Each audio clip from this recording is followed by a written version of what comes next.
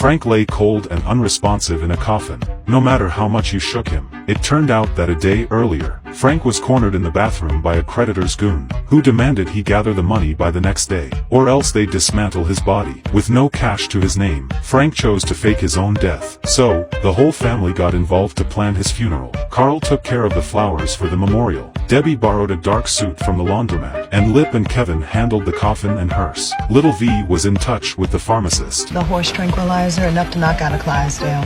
The next morning, Frank was sedated with horse tranquilizers, lying in the coffin. Little V thought Frank's body wasn't cold enough, so he had Carl grab some ice. The creditor insisted that only by seeing Frank buried would the debt be settled. Carl, however, secretly hugged a bowling ball, charging toward their car. Damn it, that's me! Everything was part of the plan. The others quickly ran to the backyard, thinking they'd replace Frank with some rotten meat for burial, but they were pressed for time. Little V knew it was time for him to act. Soon, all the rotten meat was stuffed into the coffin. Next, they just needed to fool the creditor. But things turned out to be easier than they thought. The creditor had no suspicion at all, and so, a pile of rotten meat was grandly buried, while Frank escaped a close call in his sleep.